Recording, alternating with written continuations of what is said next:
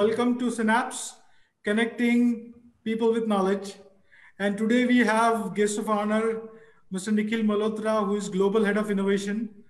Uh, and he's a versatile personality that we have met in recent past.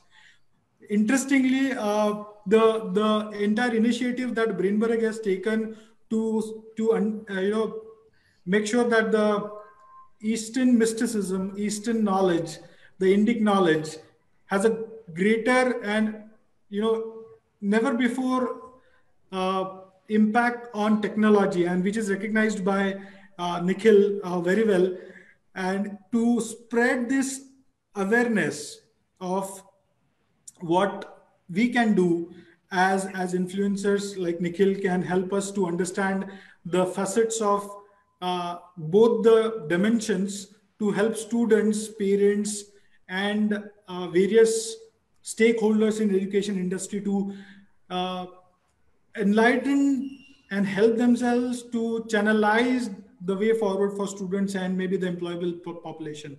Welcome, Nikhil ji, once again.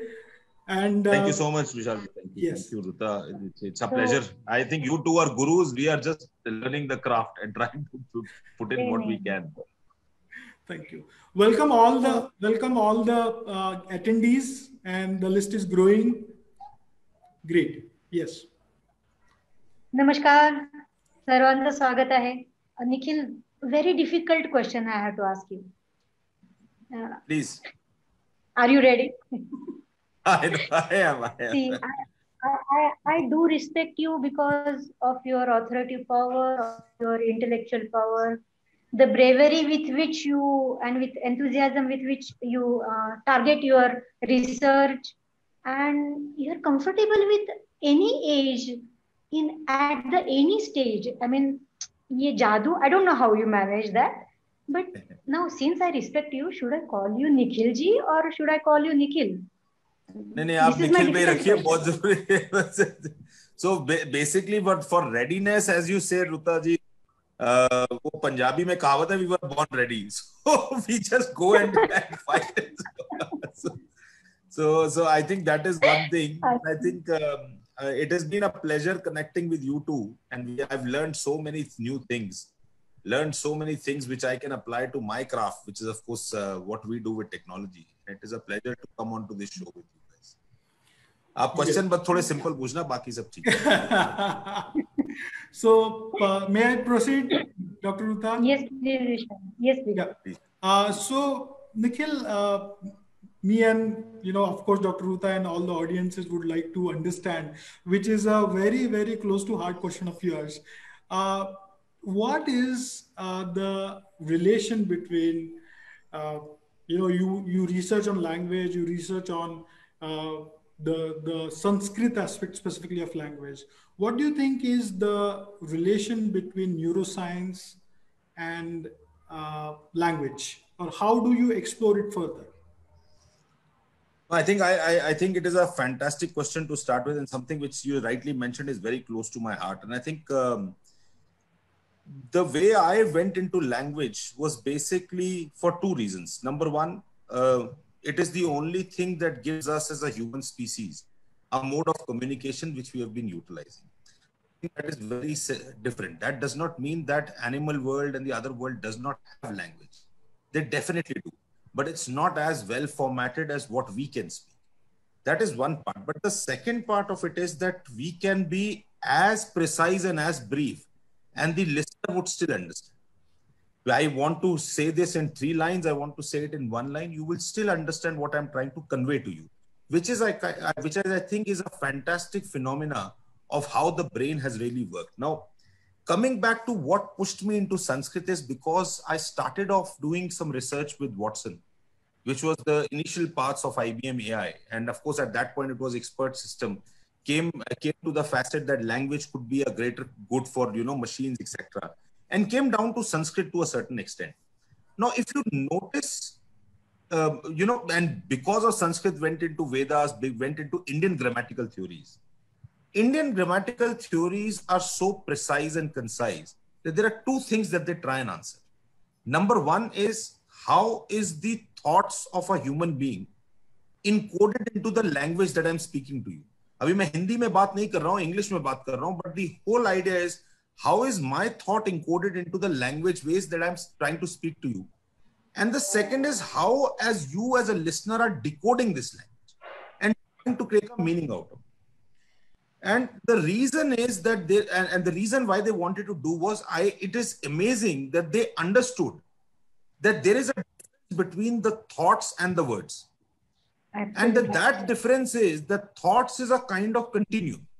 बिल्कुल सरल भाषा में हम thoughts को अगर बोले तो it's basically a continuous pattern that keeps coming into the neocortex और my brain, whereas my words are discrete lexicon. I have only few words to describe something, and thoughts can be some strokes which are continuous, and there is a bandwidth issue between the two. In order to convert my thoughts into words, there is a bandwidth gap, and that gap is somewhere understood by the Indian lexical theories. And this gap is always a balance that we human beings maintain between brevity and precision. So I want to be as brief to you, but I want to be as precise to you as well, because I want to convey what is going on in my head to you. Panini's genius, and typically why I went into Sanskrit, and Panini's genius was, where is this information encoded? When I speak something out in Sanskrit, how is that information encoded? And what should I extract out of it as a meaning? So if you read the Ashtadhyayi, Panini's system basically starts from the Maheshwar Sutra. Absolutely. Then, and he asks the first question. First question in Ashtadhyayi is basically saying, if this was ayin, if I say in on ina, does it mean the complete Varnamala of in, or does it only mean that small sentence of in that is there?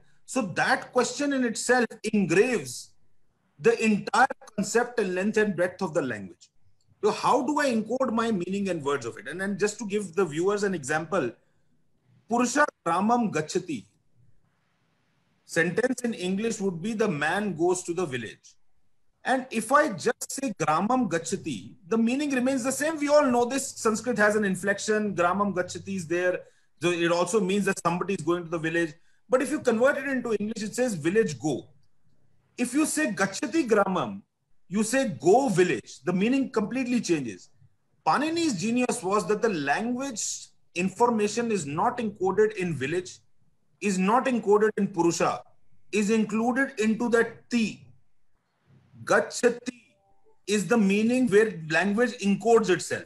So that definition itself is so beautifully described that that is the best way for us to describe a language into natural form. And that's where the whole study sector started for me. Wow. That's why I love you.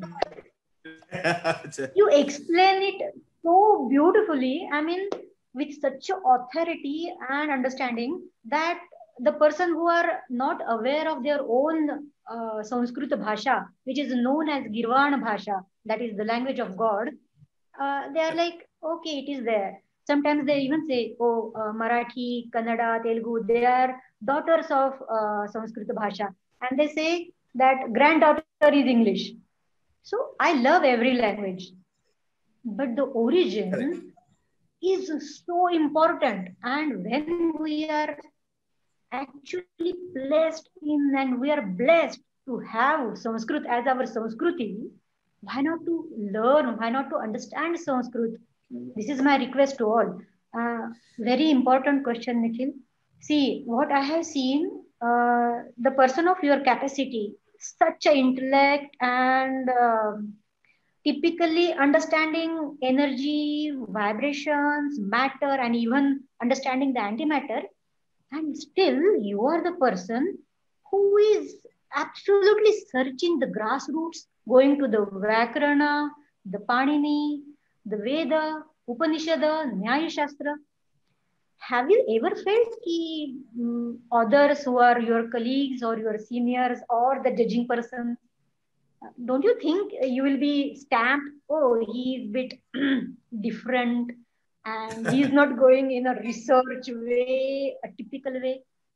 I mean, how come you have overcome that taboo or that, some inbox thought process of others to judge? I mean, how I mean, you know, मैं बात करती हूँ तब भी मुझे बहुत अच्छा लगता है कि मैं जब संस्कृत और अथर्ववेद और आयुर्वेद में गई तो मेरे colleagues were like, you are allopathic doctor, oh god, and how come you are studying ayurveda, nadi parikshan and sapta chakra?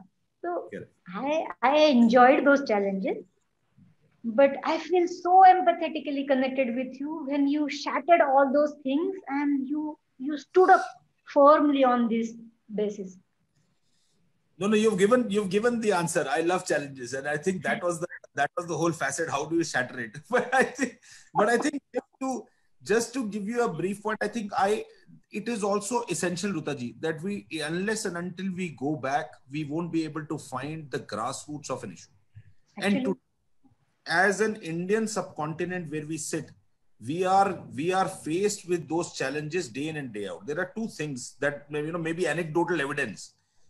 Which I may give you a story in a story format is, we have gone through a stage of 400 to 500 years of subjugation.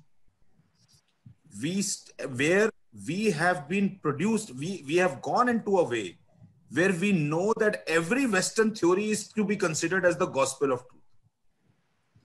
And that has come to us, that has come to our kids. Possibly we are trying to shatter that sector, that we do not want to do that.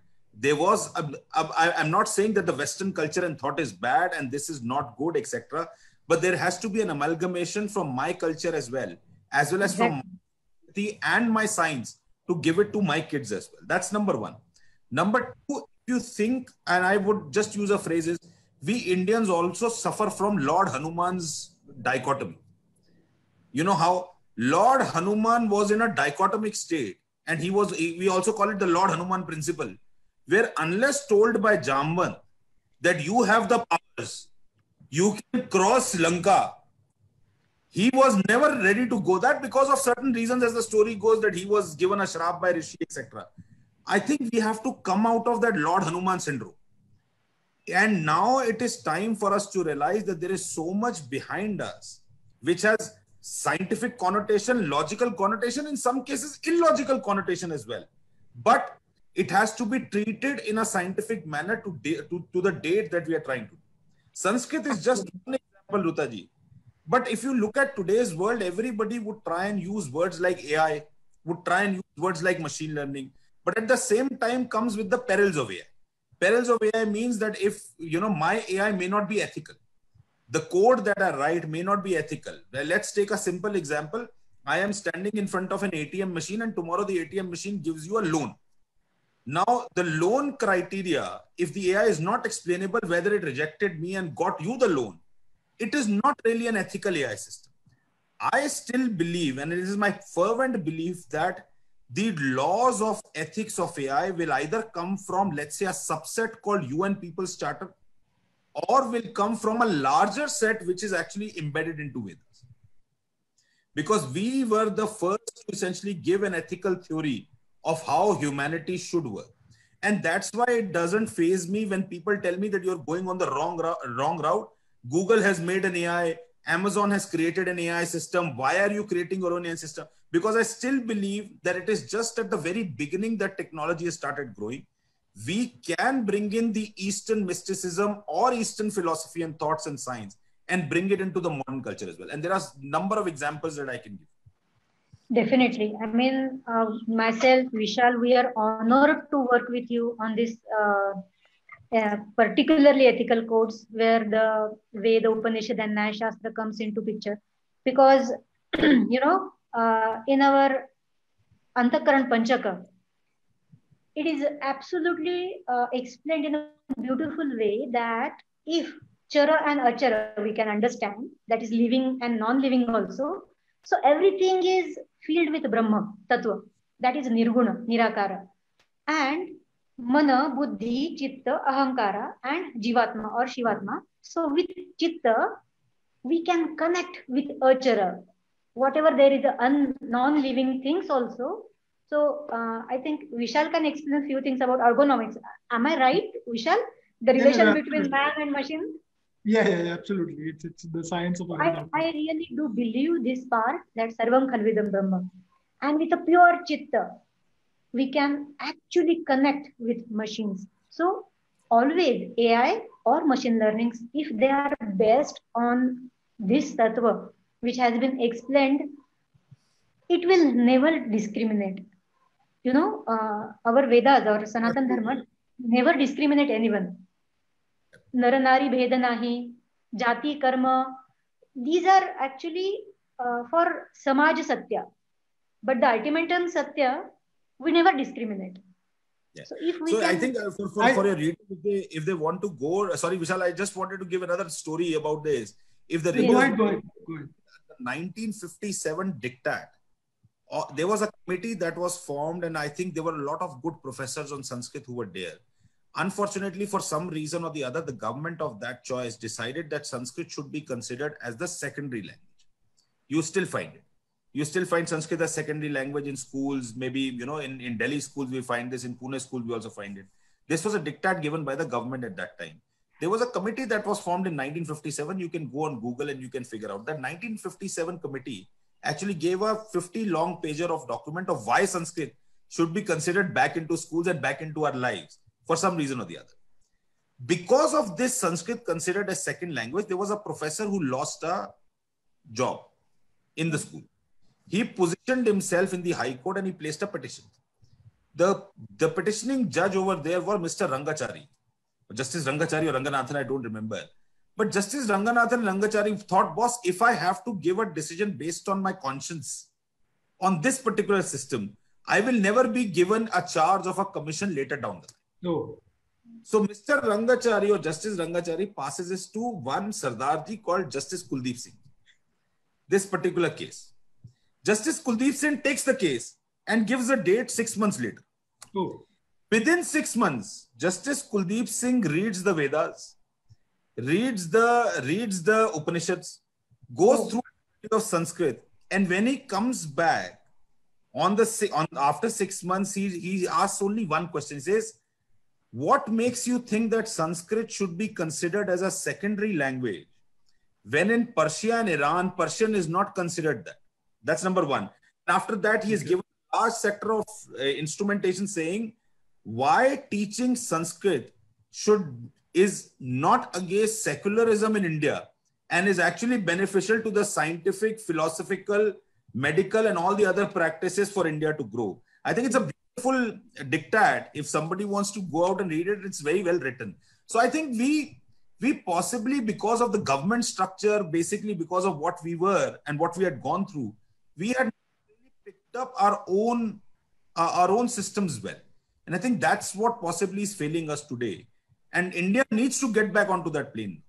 So in that context, Nikhil, if I may ask, what should today's generation Z or youth do to themselves to come out of that colonial hangover, or say per se, like, the mindset that traps them into this Westernism is not modernism essentially. So modernism is completely different thing, but everything Western considered as modern. How can our cultural aspects cannot be modern, or how can these students, this generation, think about themselves coming out of this time? What all things they need to imbibe? So one thing I would definitely tell them is listen to Dr. Vishal and Dr. Ruta. They will get out of this hangover. But I think from another side of view, I think they should also, there are two or three points I will make for generation next. I think number one is, do not go with the usual stream of information which you get from public media, and actually do a little bit of research of your own and not believe in what people are saying. If you go into deeper research yourself, you'll figure out it may enter into schools, it may never enter into education systems as we may see it. But I think Prime Minister Modi is doing a lot of work to actually make sure that it enters into some form or the other of education. But even if it doesn't enter into your normal curriculum, do your own research. Figure out what's important, what's right, what's not right, and how many fallacies have played a part for the Indian ecosystem. Number one fallacy, and again, coming back to language, number one fallacy, Sanskrit was a religious language. Well, it's nowhere there. Sanskrit was brought by Aryans and there was a Dravidian system. That's a fallacy. You can actually go and check out on a lot of different things. Number three, Sanskrit only talks about the northern part of the country and doesn't talk about the southern part. I will give you an example where Sanskrit, the least represented or least connected language with Sanskrit is Tamil, which has got 71% words of Sanskrit. The most connected one for people who may be coming in from north and would have never guessed it is basically Punjabi. There are words in Punjabi which is obviously broken down because of the tongue. There are about 87 to 88% connection. Marathi, Bengali, even languages like Lepcha. And I'm talking a language called Lepcha, which is not known to people. Only 10,000 people may speak in some part of this country, has its roots driven into Sanskrit. So do your own research, number one. Number two is to possibly imbibe a structural way of looking at your system during your daily routine. It may not be for a longer period of time, but maybe 5 to 10 minutes of a structural routine. This is what I do, and I do it for my kids. There's no mantra session. There is nothing that I will do a havan, but I just open up a small Rigvedic mantra in the morning before I get up or after I get up with my kids as well, just to ensure that it just imbibes into that value. And that's all about it. That is all that I do in order to do that. We just that sound and vibration is entering into their brains. And number three is to possibly get away from the facet that you were meant to do a job, you were meant to do this, you were meant to do this way. You find out your own path in an entrepreneurial journey, because an entrepreneurial journey will take you through a longer sector, and you may create more jobs as well. I think these three things, if the generation next does, they would really go back to their own roots and they will figure out a lot of new things.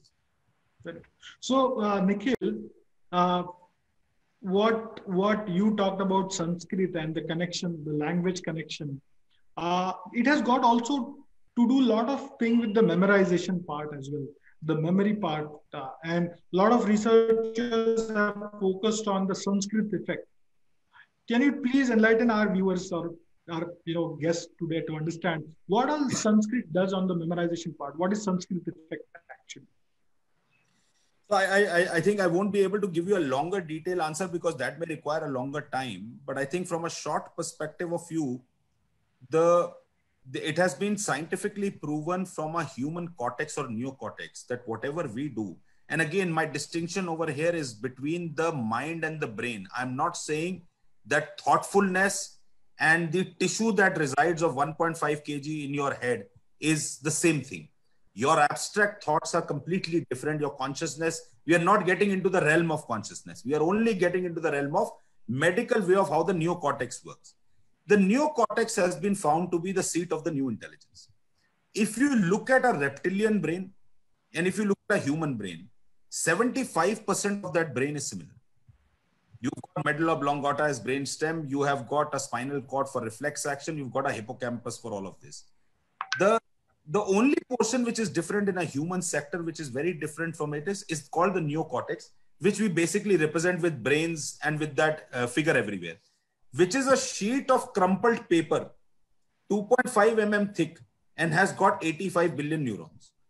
All your beliefs, all your actions, all your systems that you connect to, and your entire value is basically based out of that neocortex. Now, how does this neocortex work? In very simplistic terms, number one, your brain only works on sequence. For any of the listener and viewer who's actually listening this, I would just ask them to close their eyes and do A to Z. I think we all know A to Z is very, very simple if you close your eyes. A, B, C, D, E, F, G, H, right? Okay. For 10 seconds, close your eyes and go back from Z to A.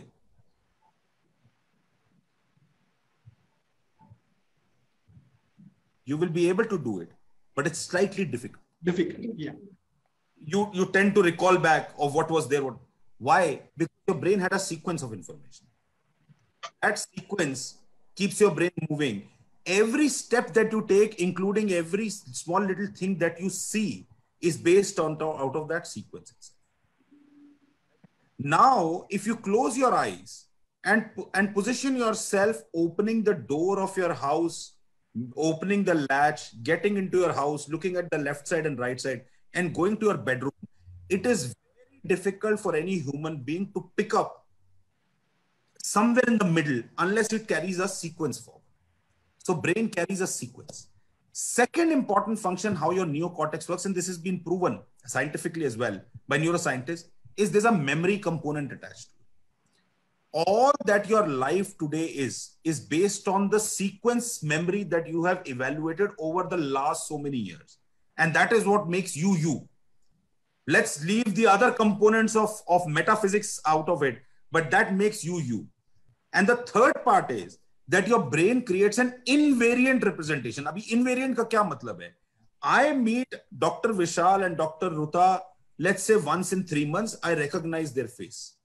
After 3 months or after 10 years, Vishal comes back and meets me. Let's say 10 years, Vishal goes somewhere else and he doesn't meet me and comes back. I will, this is a question for all the viewers. Will you not be able to decipher your friend? Even though his hair has gone, he's become bald, his hair has become white, you will still be able to recollect your friend. Yeah. This representation in the brain is invariance. Now, in a machine which is looking at an image, it looks at pixels of the image. It doesn't have that kind of a quality.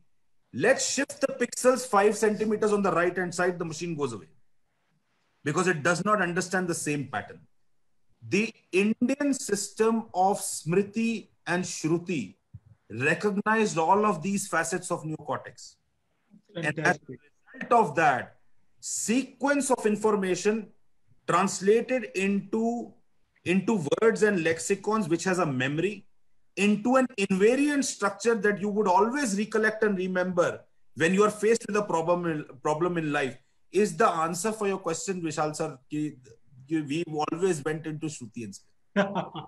So is the reason why Shruti and Smriti is there. And this is a very, very strong tradition that our entire of our knowledge system, or the epistemology that it emerged from, has been encapsulated in the word form, the form of Shruti. And people say ratta lagata hai. People say ratta mar raha hai. Wahi old system was ratta. The reason was because the neocortex tends to work in that fashion. Correct. Been proven by neuroscience, was actually known to some of the facets over there because of science. And that is why Shruti and Smriti came into being. Our Vedas were never written. They were written much later. They were spoken.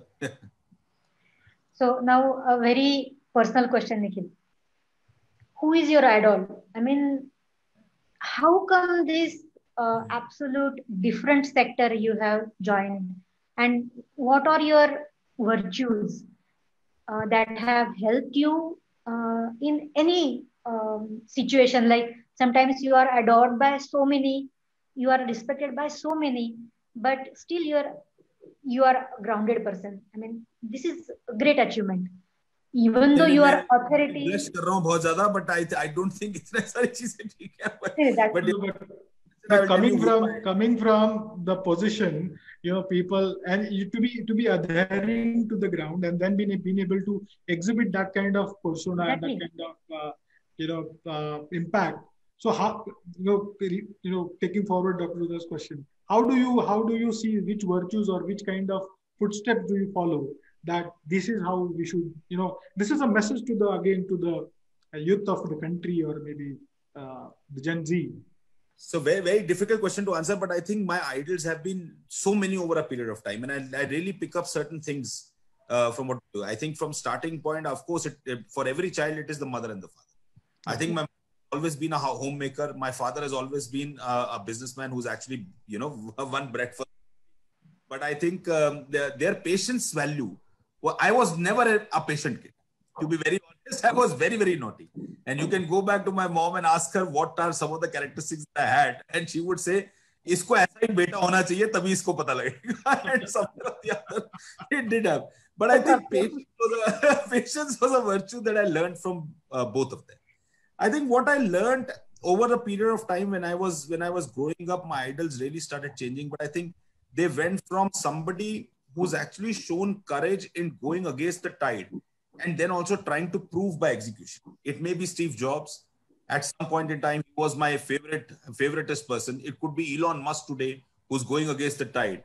And so many people. And I think idolization is a characteristic trait of, for each human being. But I think I don't stick to one ideal. I keep learning from people and I keep becoming idols in certain sectors. For example, when we were drawing, and this is an example, when we were drawing the Vedic wall in Maker's Lab, which is the orange sector, which we called you and we said, please write those shlokas for us. You were my idol at that point in time because I was learning so much from you. And I wanted to be in that, perspective of understanding Vedas as you guys understood. Similarly, my kids could be an idol at some point in time where they tell me that this question does not have a commercial connotation. It's just coming out of deep faith, right? So this is something that you may want to learn. But the only virtue that is kept and that I keep with myself and my team, whoever is researching, whether they research on a latest topic or on Vedic science, etc., is courage. Oh.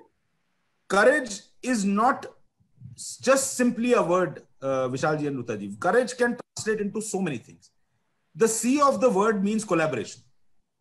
So you have to collaborate and understand the other person's viewpoint. And that is very important. The O means somewhere or the other, this abstract notion has to be objectified. And that objectification comes in from the O part of it. You is always me.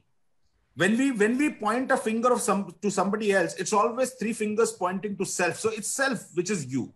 And I have to do it. So I have to really execute into that fashion. R is something that we teach our kids in the lab or kids which work with us, that it's about rewiring your psyche. The heart is an organ that continues to pump blood 24/7. It's the brain that requires rewiring at every different juncture. Is a facet that we say that if we don't understand anything, we will be more than shameful enough to ask as many stupid questions as we want, and we tend to do that.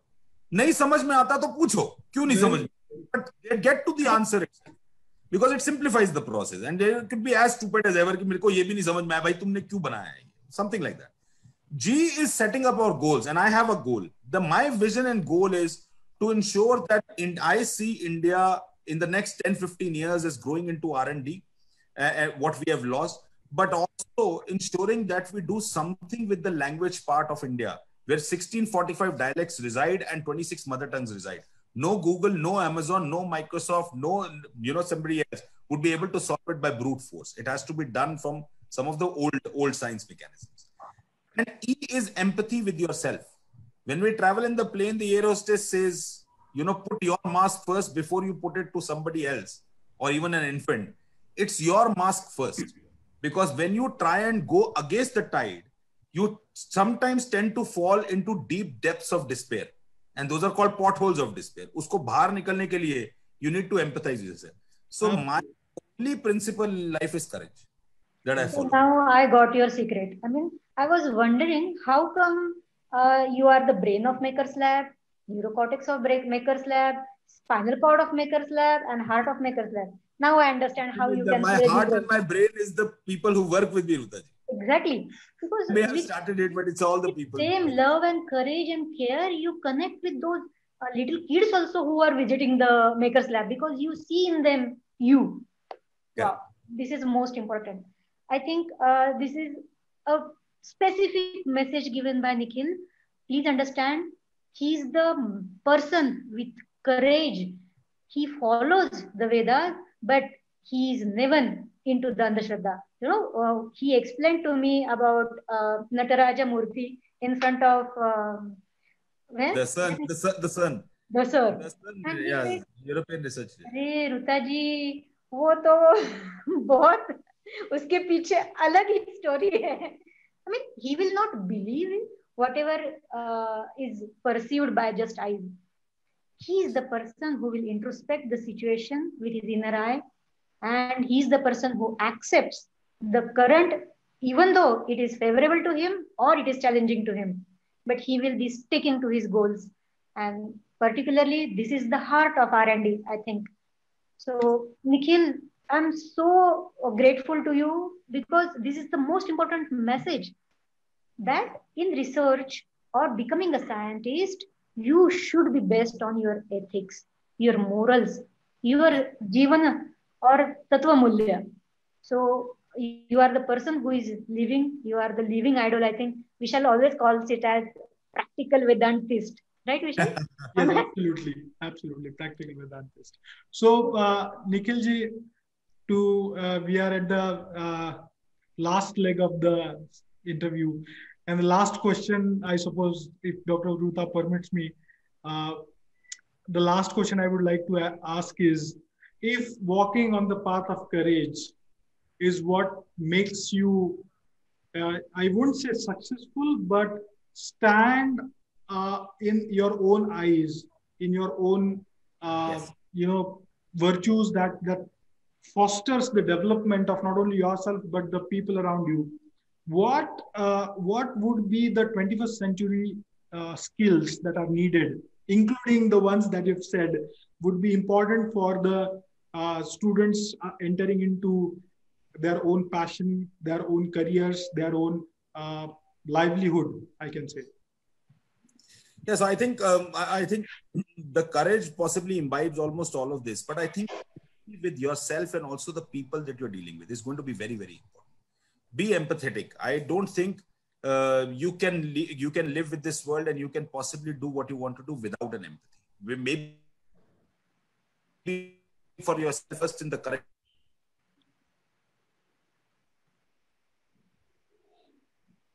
We've lost him. But as I about, I think it sometimes goes up and sometimes goes down. Sorry, is it available? Can you hear me now? We are Yeah. So I was saying that life is a sinusoidal wave. It sometimes goes up and sometimes goes down. So whatever goes up, down. So you have to ensure that that balance is maintained. So it doesn't matter that when you reach a certain point, it takes it to your head. So my suggestion to students is that you would do very well. You would be extremely good as well in certain things, but never leave that humility, if you may, and never leave that connection to your parents and whatever you've been taught over a period of time. I think we get teachers almost every single day in front of us. It may be in terms of somebody from a Western world as a child, as somebody who you would have never considered as a teacher will teach you something. So try and grasp as much as you can during your life, because this life is all about grasping that knowledge and going forward. So that is fundamental principle, sir, if I may.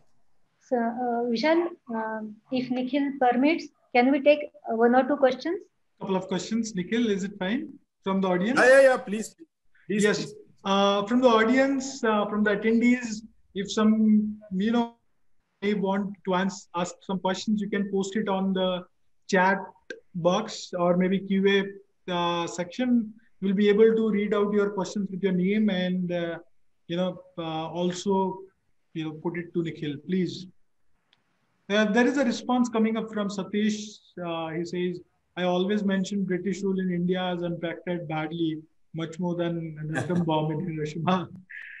So, first of all, very, very good. I think that I would just correct you over here. I think in some ways or the other, we have to accept this, that Britishers were more, they had more approval of we following this culture and Sanskrit than some of the things that we have done to ourselves. And I think that is something that we need to change.